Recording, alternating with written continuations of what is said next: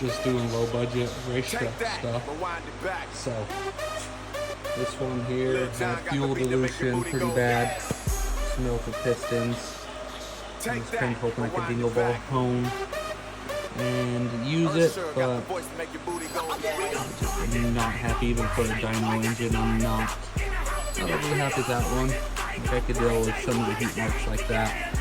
But so current plan is going to take the crank out of this one, which was the original setup, out of this truck here, and we're going to put it over there. Excuse the mess. Cue the time lapse speed up. And this one here, it's got a bad crank, but appears to have much better cylinder loss. So going to take that crank, put it in here. Take this crank out, send it to the machine shop with that block. Have the crank turn 10 under, which I usually don't like, but for a backup engine, I'll be okay with it. Have that block board 20 over, whatever it takes to clean it up. And we're going to put one sloppy built together dyno engine. So come tomorrow, I will actually hone all the cylinders and make sure they're all good. Okay, what's important to remember here is this is going to be a sloppy dyno engine. So quick little dingle ball home just to make sure she's going to clean up. Obviously the RA is not going to be what it should be from the machine shop, but still got the other 4 pistons in, but curiosity was killing me to see if it was going to be salvageable. It gotta work for what we're after, so clean it up. So I got some used pistons that have had some machine work done to them. She'll be a dyno.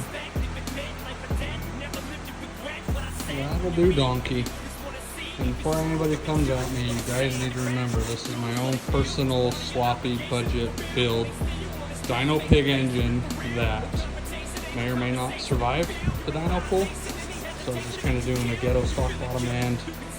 So before you come yell at me, usually I would take a lot longer, clean the blocks a lot better doing head gaskets for the customer. But I'm working on this after hours, after working on paying customer builds. So I don't have a ton of time to really dedicate to it. It's supposed to be hopefully in the truck and running this weekend because Edge Day's event is the weekend after, so I don't have a ton of time. And like I said, it may or may not do something cool, or it might just blow up and all this is a waste of time. So that's why I'm not spending it. But going to O-ring the heads. So obviously there's a few like micro scratches because I didn't step out on the hone stone like I usually do. But the O-ring cylinder heads with the studs should provide plenty of clamping force, so that's not an issue. So same with the home. If it was a customer's build, it would be at the machine shop because guaranteed these cylinders aren't round. They're use 10 if not 20 over to get back through, or quit home, all the good stuff. So yes, it is a sloppy engine build. It's going in my own personal budget beater. Never will be resold, and if it ever does get sold, it'll be sold knowing that it was a budget built engine. So, and just because curiosity got the best of me, finger off.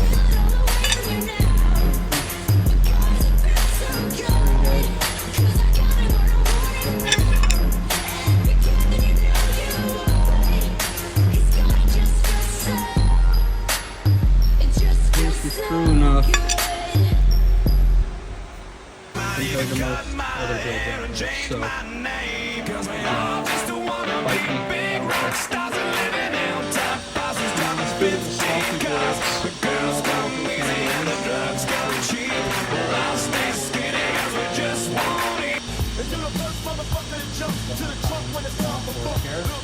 Switch them. So, roll them as is. There was really no way I was going to try to set a crank in and record at the same time. But one of these, maybe a few engines, worth its weight in gold. Just trying to line it off or pulling the DMFW off, whatever. Buy one of them, they're cheap, saves your life. So, yeah. Looks good enough. Obviously could have used the polish, but we're not doing that. Then I didn't bother with the emery cloth or the shoelace and the lapping compound. Cleaned it up, looks good. Honestly, I probably could have actually used the old bearings as well. They didn't really have a ton of wear. This was the worst one. So, but I'm sloppy. Sometimes I'm not that sloppy. So, anyway, so now we're going to put the bearings in here. Not even wasting the time on plastic gauge. I know I swear by it and I tell everybody every time, spend the time on plastic gauge it. It's a used crank, mixed matched, worn in, it's fine.